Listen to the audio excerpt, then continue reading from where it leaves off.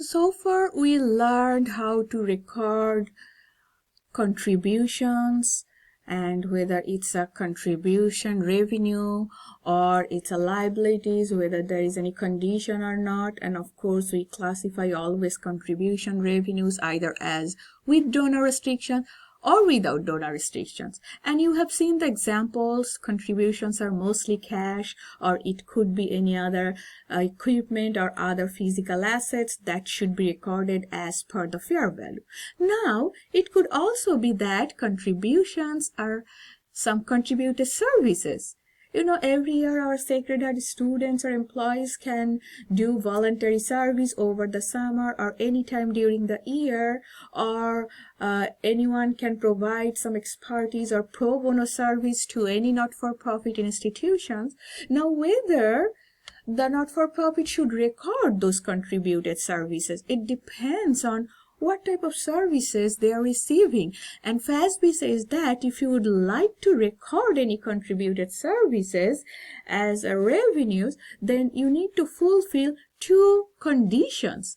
The number one condition is that the service should create or enhance any non-financial assets. For example, a carpenter can repair some furnitures, and that can increase the value of the furnitures or can help to extend the part of the deck of a not-for-profit offices. So this type of service is enhancing the value of the non-financial assets. You can record it as a contributed service, or if this type of service would require some specialization.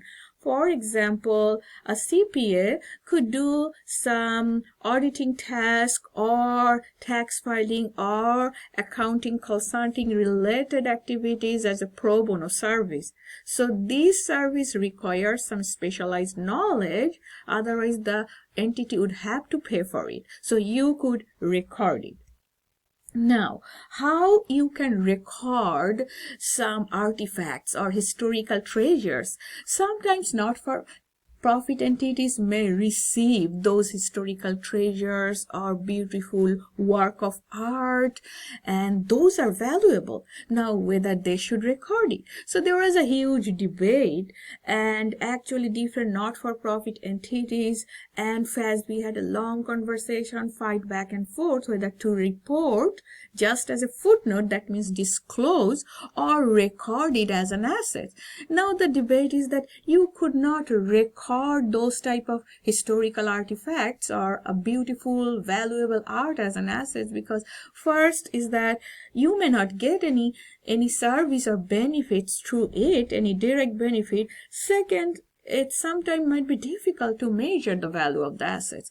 So that's why FASB says that, okay, it's fine to just disclose in the footnote if those artifacts or historical treasures could meet the following criteria. That means you are using those for public exhibition, education, or research purposes, and you are protecting those historical treasures, you are preserving those.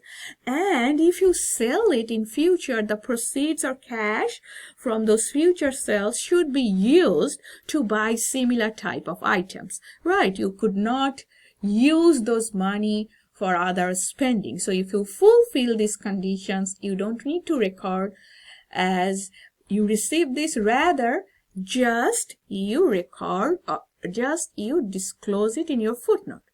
Now we will see some interesting journal entries holding contributions for others. Sometimes not-for-profit entities may receive some money from a donor, but they are just temporarily holding it because their purpose is to donate those amounts to other entities. For example, the United Way, it's the biggest charity in the United States, and they raise huge billions of dollars, and you know what they do? They actually distribute those charities among other not-for-profit entities all over the world. So United Way is kind of working as an intermediary, and we'll see how we're gonna record those entries when there are three parties involved. Number one, the donor. Number two, the intermediary not-for-profit. Number three, the ultimate beneficiary who will ultimately receive the contribution. So I'll take you to the textbook. I'll go over it quickly. Let's see this example on page number 882. Here, A is a donor. A is giving $10,000 to not-for-profit M. So M is working as an intermediary because the ultimate recipient or beneficiary of this donation is not-for-profit Z. Now, how are we going to record it? Should not-for-profit M record it as a liability because ultimately they have to give it to Z, or they could record it as a contribution revenue? So we will see different scenarios here. First scenario, let's think of from donor's perspective. Donor could relinquish the control of that cash or the resources that they are donating. So if donor says, I have no right anymore, I'm just giving you the money and I am relinquishing all of my control or power on those cash and or any type of resources, then donor will record it as an expense, charitable contribution, and they will credit cash. Cash is gone. Now donor could say, I am giving you this cash, not-for-profit M, but I am also retaining the variance power. I still have control on it. I can utilize or use this resource anytime. That means donor could retain the variance power, and in this scenario they will debit an advance. It's refundable advance. It's not an expense, and they will credit cash. Now how it will work from the intermediary not-for-profit's perspective. Now M is the intermediary, so M could work just as an intermediary to pass this donation from A to Z. So if M receives this cash, debit cash, and credit liabilities, because M is just an intermediary, ultimately M will give it to Z. Now you remember, donor also could retain the control. Although the money is given to M, if donor A says that I still have the variance power or control, then M cannot record or call it a liability. Rather, M will call it a refundable advance. So if donor retains the control, then debit cash, credit refundable advance. Now, donor could give the control or power to these intermediary not-for-profit entities. If so, then instead of any liabilities or refundable, crediting any refundable advance, M can record it as a contribution revenue, because now M has every right on that cash or that resources. M holds the power of those money or resources and could use for any purpose, and given that donor A has no restrictions. So in this scenario, if donor gives the variance power to M, M will record it as a contribution revenue. Of course, cash is debited. Now, on the other hand, the ultimate recipient, not-for-profit Z, will record it as a contribution receivable because they know they are supposed to receive this money from the donor and through the not-for-profit M, and they also record it as a contribution revenues. We will also see some exchange transactions examples. You remember, exchange transaction means that not-for-profit is receiving money, but in exchange they have to provide something to those individuals that they are paying the money. So here you will see one example on page number 884, that here there is a museum, and the museum actually has a 1-year membership fees, and here at the same time they do some theater or show, and you will see one example here. The regular 1-year membership is $100. They are providing a bundle, 1-year membership, plus they can watch some theater show which is regular price $20, but altogether is $108. Suppose one individual purchased that deal paying $108 for 1 year's membership, and the theater or movie ticket, which was actually $20 altogether, they paid $108. Now the museum received that $108. Now how they gonna record it? Remember, this 108 includes membership and movie ticket. Now you will see what fraction of 108 you can record as membership fees, which is $100 out of 120. That means if out of 108, it should be $90, and we can show that the rest is for the movie ticket. So we can split 108 as a fraction of membership fees and movie ticket, and we can record those. So now they received cash, so we debit cash, but we cannot record those as a revenue because these are advance payment. So these are deferred revenues. Deferred revenues are just like unearned revenues. This is just January 1st. So as time will expire, they will earn the revenues and they will record it. So initially it's a deferred revenue. They just split it into two categories. Now January passed. That means they earned 1 month's membership revenues. So if you split these $90 and if you figure out what would be 1/12 of it, so 1 month's membership discounted fees is $7.50. They earned it, so they will now record it as a revenues. They will credit membership revenues and they will remove these deferred revenues. They will also do it for the movie theater tickets. But remember, the tickets are usable up to end of February. So they have to wait until end of February to earn those ticket revenues.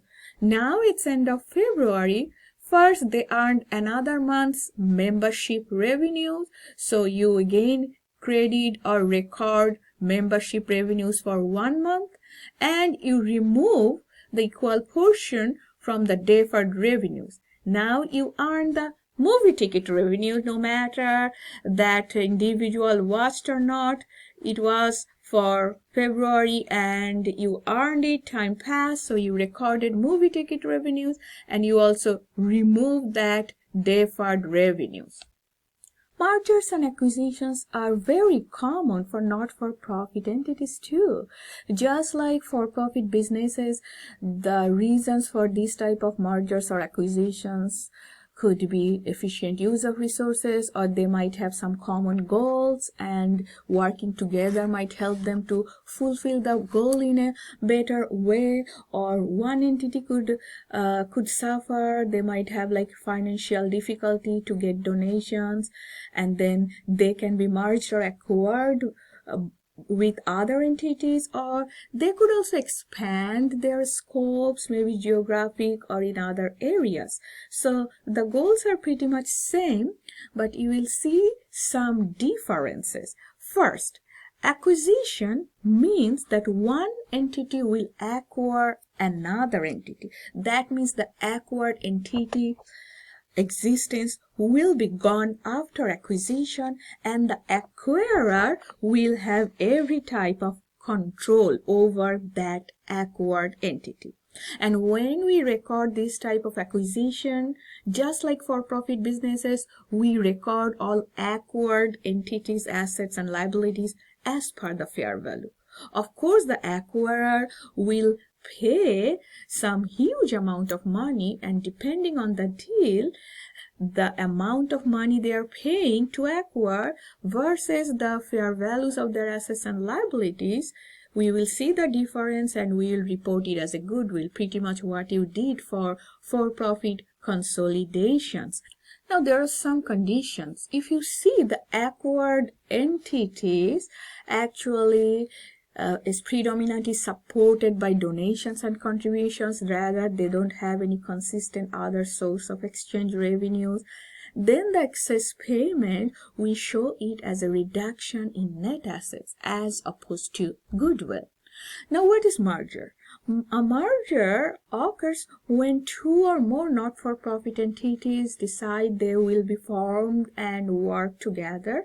That means here one entity is not taking control over the other entity, rather they combinedly create a new entity and they operate through that newly created combined governing body. And for these type of mergers, we use the carryover method. So we don't use the fair value, rather we just add up the both entities' assets and liabilities as per their book values.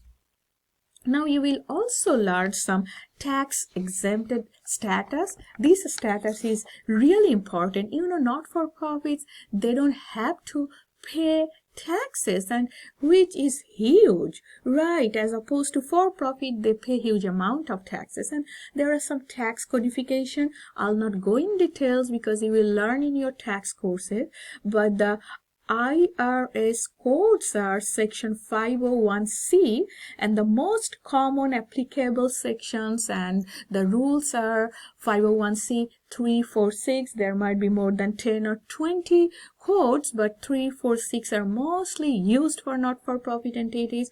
So 501C3, it is applicable to most of the entities, charitable, educational, or scientific, health related entities, and the best part is that they don't need to pay any federal tax or state tax.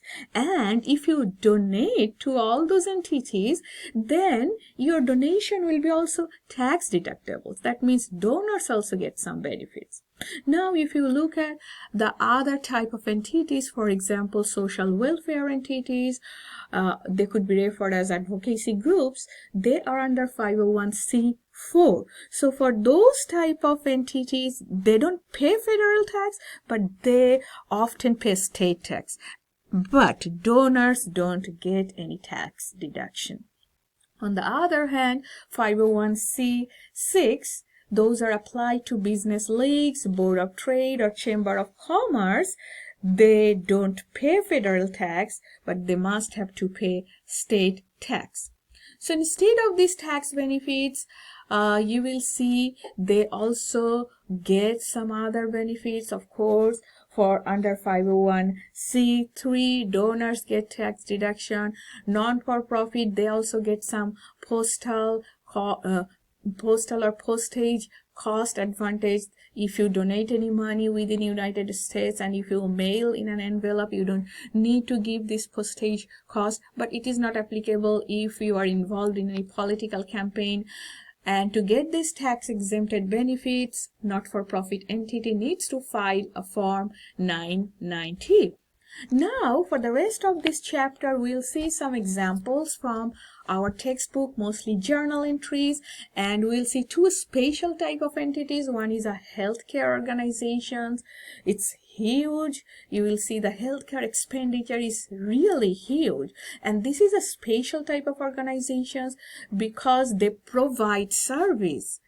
And when they receive these patient service revenues, it's not only coming from the patients, the majority part is coming from a third party, which could be the government, Medicaid, or any other type of supports, or it could be the insurance companies. So their reporting criteria is very specific and special. So we will see some examples, especially for recording patient service revenues, and we will see how to calculate those amounts, the patient service revenues, how to differentiate the third-party payers, insurance, Medicare, versus the regular individual persons who receive the healthcare benefits and supports. We will also look at the bad debts, because if I owe some money or any individual, they may not pay all of their hospital bills, or the insurance companies might have some agreement, contractual adjustment or agreement. They may not pay the entire amount that the hospitals are charging. So we will all discuss through some journal entry examples. And here you will also see one example from an educational institution or a private college, just like Sacred Heart University. So we will have quick few journal entries in next lecture, and I'll take you to the textbook.